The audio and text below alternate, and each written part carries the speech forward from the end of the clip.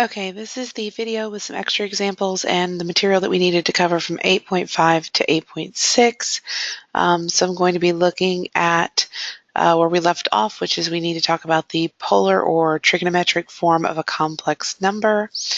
So notice last time we kind of defined that if you put this as a real axis, so let me line this up. So this is the real axis, and this is the imaginary axis.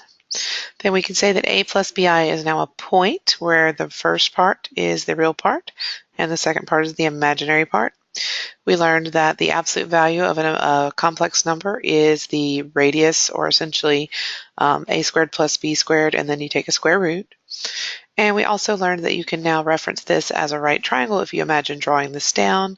And so it's r, which is the radius, times the cosine of theta plus I times the sine of theta. So the real part has to do with cosine, and the imaginary part has to do with sine. So this expression right here, which we call r cis theta, cis is the shorthand for cosine, imaginary symbol, sine. When you think of cis, a lot of people get it confused because they want to do multiplication. It's C plus IS, so that's what that stands for. And that is what we said, the trigonometric form of a complex number, or the polar form. So if we let that be defined as such, we can do a few things with it. So for these first, I'm going to do just a few of each. I'm not going to go through all of them. I want to keep the video short and to the point. So it says express the complex number in the trigonometric form with a theta between 0 and 2 pi. So we're going to look at 23. And you want to first of all draw this in the correct quadrant. So that is going to be a negative x and a positive y. So that's in quad 2. And some of these you won't need to draw. You'll be like, oh, I know what that is, but I like to draw the picture. So the x coordinate is the real number, and the y coordinate is the imaginary number. And then we could, if you see that this is a 30, 60, 90 already, you could figure that out. Or you can use Pythagorean theorem. So 4 squared plus negative 4 square root of 3 squared equals r squared.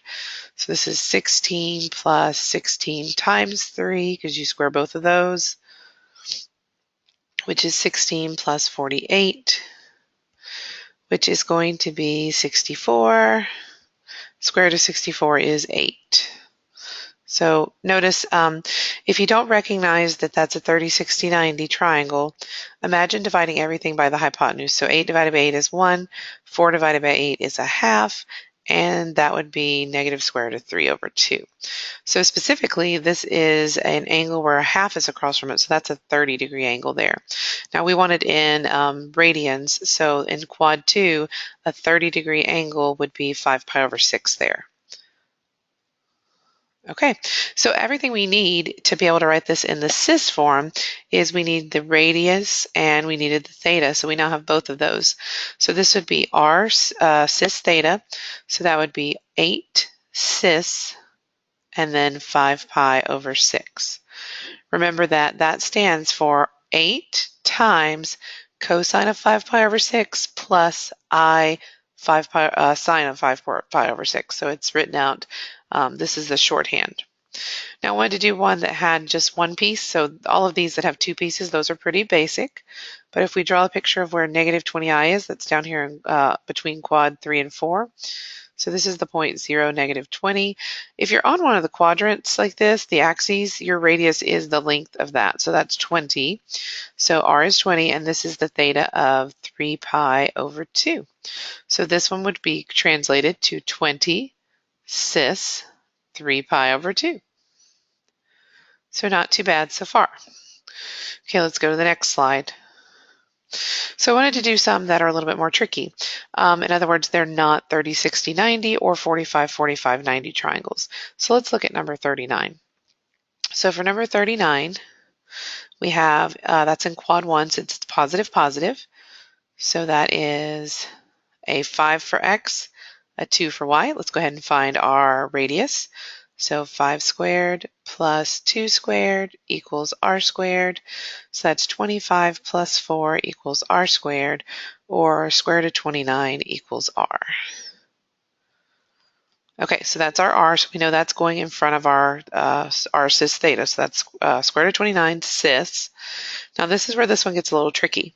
Because this is not a 30, 60, 90 or a 45, 45, 90, the only way you can talk about theta is in terms of the two sides you were given, and that's an opposite and adjacent. So we know that tan of that theta is 2/5. If you want to write just theta, which is what we want in here, you have to take the inverse. So this is tan inverse of 2/5. And that's what we put in here because we know nothing else. And that's as exact as we can get, not having a decimal. We don't want the decimal. We want just the exact angle. Now, luckily, and I'm going to do one in a minute that's not as easy, this one was in a quadrant that tan inverse is defined in. So because you're in quad 1 and tan inverse is defined here, there's no issues with how this is written. What I want to show you about the one down here, though, is that there is an issue. So let's look at 43. So if we draw out our quadrants, and this is negative, negative, so it's going to be in quad 3. So it's a -5 for x, a -3 for y. Go ahead and find our r. So -3 squared plus -5 squared equals r squared. That's 9 plus 25 equals r squared. So that's 34 equals r squared, or square root of 34 is r. So that means when we go to write our r cis theta, so let me go ahead and circle this one, that's going to be a square root of 34 out front. And then we'll have cis, because remember that's cosine plus I sine. The problem with this one is, and I actually might need a little bit more space, that quadrant is not where tan inverse is defined. Tan inverse, so I'm going to do a highlighter here, tan inverse is in quad 1 and quad 2. Okay, so this is where tan inverse is defined, negative pi over 2 to pi over 2. We need to figure out which of the quadrants right here in the yellow would match with this one in terms of its tangent. So if you have a tan theta, which is where we're at, of -3 over -5, that's a tan theta of 3/5. Tan theta is positive in quads 1 and 3. So that means we need to back this theta back up into quad 1 to talk about it. Now the way you do that is you just add or subtract radians from it. We actually want to add it to it because we're going to say that it's this angle plus this to get us over here. So this is tan inverse of the 3/5 plus a pi rotation. So if we start off with tan inverse of 3/5, which is in quad 1, we have to rotate it pi degrees to get to the correct quadrant of quad 3. So those are a little tricky. And I'll probably do one or two of these in class together where you have to move it like this on Monday just to make sure we've got that. Okay, so let's look at the next group. We want to take these and write them in the form a plus bi. So they've already given us the angles. We just need to, and the radius, we just need to make it into, is it 2 plus 5i? What is it? So for this, you want to distribute this. This is going to, well, let's go ahead and work them out first. So 2 pi over 3. So that's going to be over here in quad 2. And that is a 60-degree angle. So across from it would be square root of 3 over 2. Down here would be -1/2, and this would be 1. So this is 6 times, the cosine is the x value, so -1/2, plus I times the y value, which is square root of 3 over 2. So this is going to be -3, because 6 times -1/2. And then 6 times square root of 3 over 2 is going to be plus square root of 3 and 3. So 3 square root of 3, I. So this one you just have to work out what the actual angle is in terms of cosine and sine, and then you distribute the number through. So let's do another one real quick. Let's do this one. So this would be cosine of pi. So pi is over here. That is the ordered pair -1, 0. So this would be 5 times -1 for cosine plus I times 0 for sine. So that's just going to be -5 because the 0 times 5 is going to be 0. So let's do one of these that had this kind of inverse relationship. So let's do 55. So 55 has us with a tan inverse of -1/2.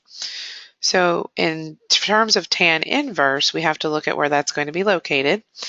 And that's going to be down in quad 4. That's where that's originally would be.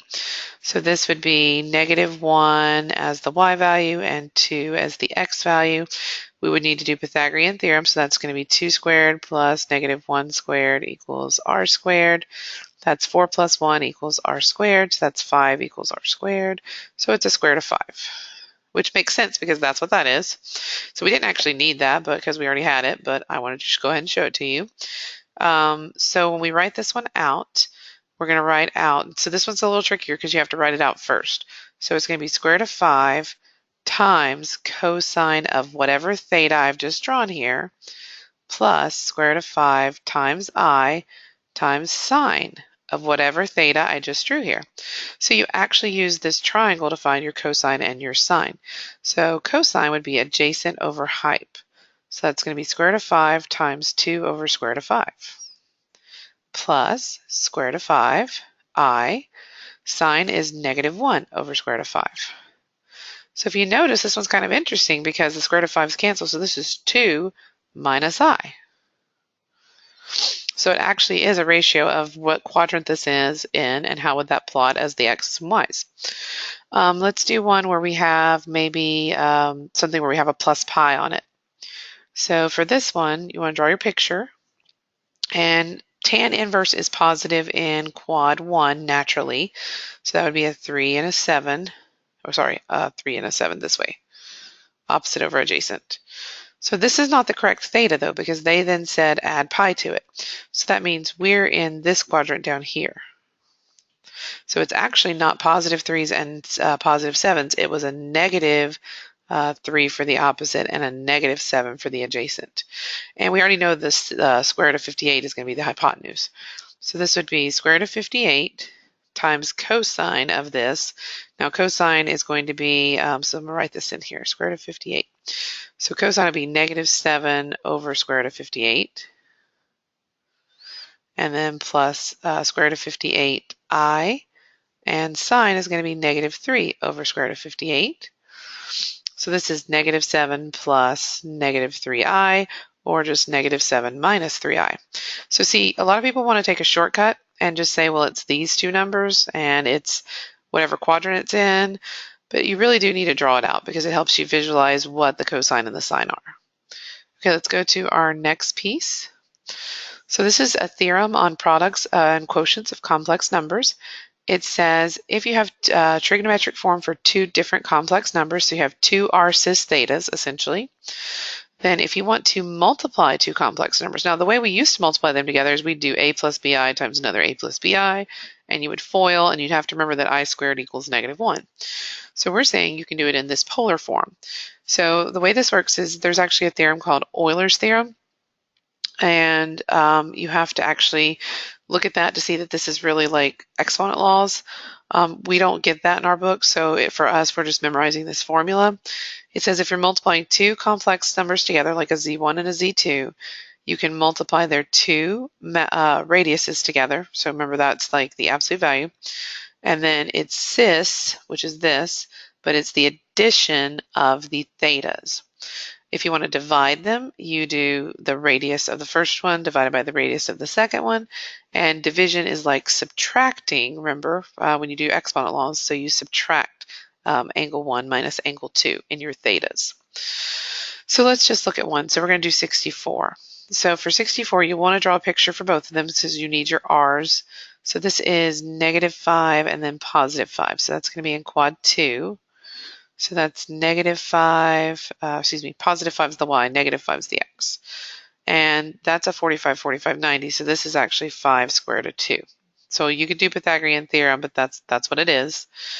So that's my R1. My R2, I get by plotting this guy, which looks like it's down here. So that's 0, -3, since it's -3i. And that means its radius is 3. So R2 is 3. This is a 45, 45, 90, so the theta 1 that's in quad 2, so that would be 3 pi over 4. And this is 3 pi over 2. So that's theta 2. So we're supposed to take both of these and do the multiplication and the division.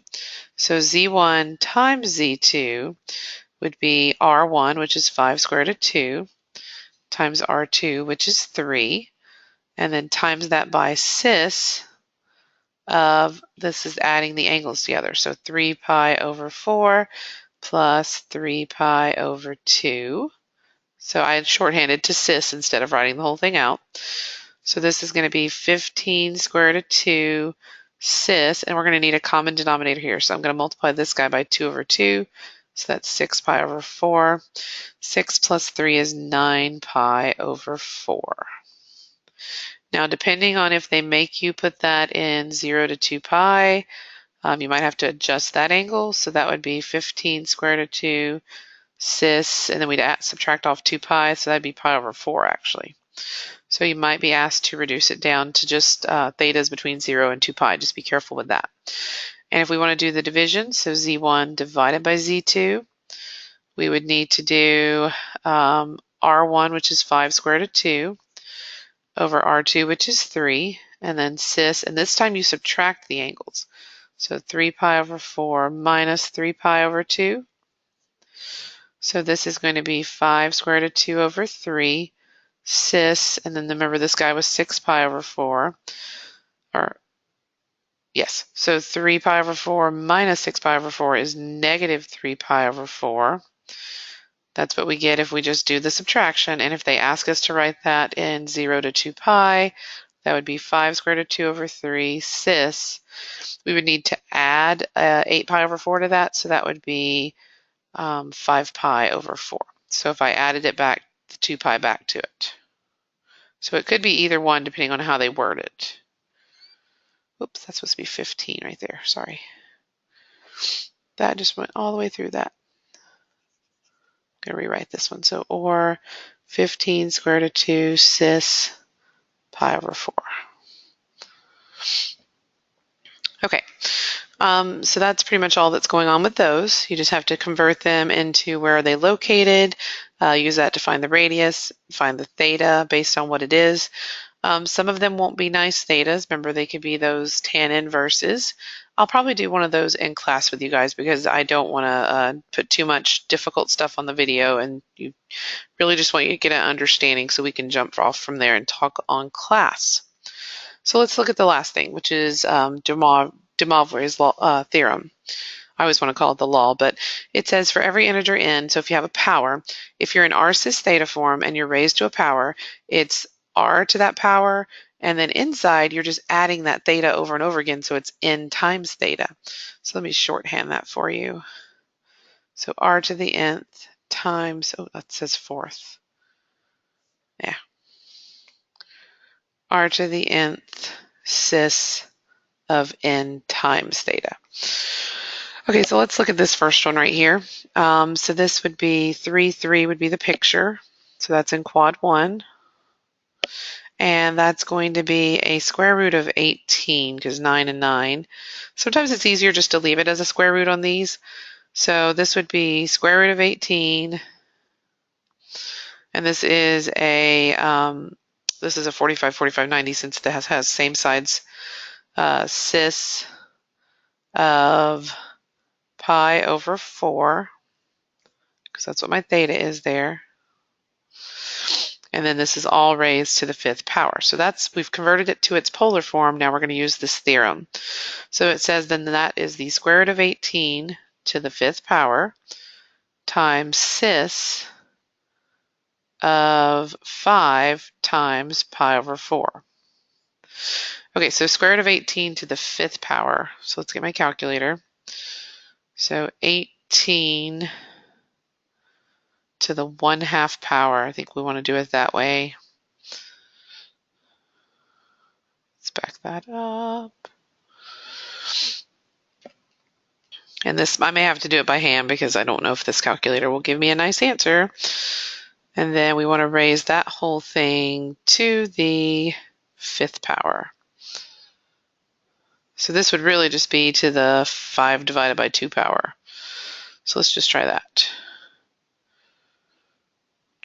And you probably would have an easier time typing this on a real calculator, whereas I have the computer calculator. So 5/2, because square root is a half power. Yeah, so this is giving me a nasty answer. So let's just think of it differently. So if you think about this as square root of 18 of 2 times another square root of 18 squared, and then times another square root of 18, because 5 of them, you'd have pairs that would cancel each other out. And then we would have that one extra square root of 18. So this is 18 and 18 is going to be, so that's going to be 18 times 18. I'm going to go ahead and reduce this one.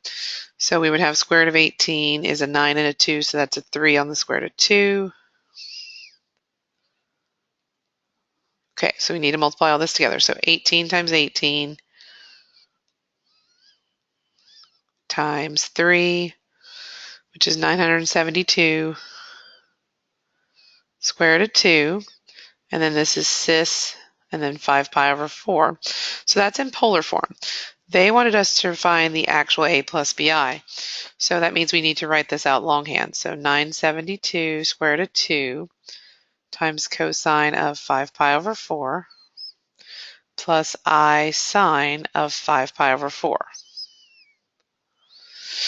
So 5 pi over 4 is in quad 3. So there's 5 pi over 4, which means this is a negative square root of 2 over 2 and a negative square root of 2 over 2, since this is 45, 45, 90. So 972 square root of 2 times negative square root of 2 over 2 plus 972 square root of 2 I times another negative square root of 2 over 2. Square root of 2 times square root of 2 is 2, because you get square root of 4, which is 2. Divided by 2 would be just 1. So this actually just comes out to negative 972. And the same thing is going to happen here, except it's going to have an I. So there is the 3 plus 3i to the 5th power. Now you think, is that really worth this formula? Well, if you wanted to do this longhand, you'd have to do 3 plus 3i times 3 plus 3i times 3 plus 3i times 3 plus 3i times 3. You have to do that 5 times. So sometimes this is quicker, just depending on how, what calculator you have. I do want to show you number 9 real quick. This one is on a unit circle, whereas 3, 3 wasn't. This is negative, negative, so that's down here. So this is negative square root of 3 over 2 and negative 1/2. So its radius is 1 because it's on the unit circle, since it's a nice triangle there. And that theta is, let's see, this is across from this, so that is a 30-degree angle. So that would be 7 pi over 6. So if we use the formula, it says that we would take 1, which is our radius, cis of 7 pi over 6, and we're raising all of that to the 20th power, which means we do 1 to the 20th times cis of 20 times 7 pi over 6,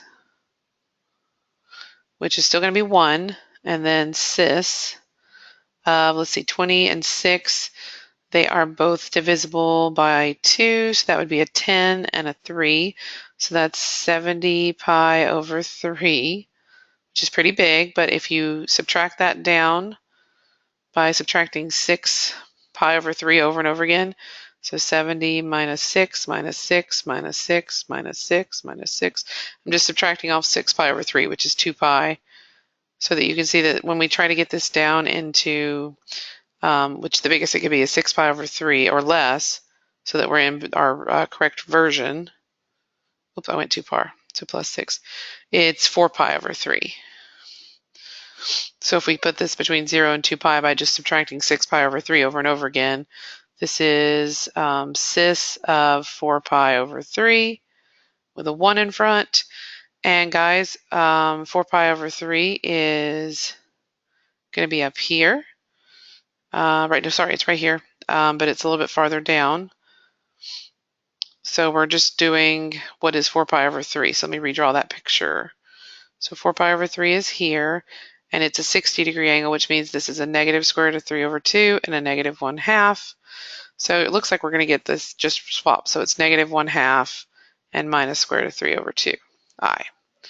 So a lot of times when it's already on a unit circle, you get the same values back. They just may be the same or be swapped depending on what the angle actually does. So that is it for this video. I'm going to check something real quick. 140 and 6 are both divisible by 2. Yeah, so it was 70 pi over 3. So I think that when we get in Monday's class, we'll probably have a few of these extra ones I want to do together. We can take some time to look back at some of the word problems that were in the previous sections. I know I've got a lot of questions on WebAssign, and some of those are just really hard to explain using the typing of the box. So I've reopened some of the homework, left it open until test night. So I hope that you guys have some good questions for me in class on Monday.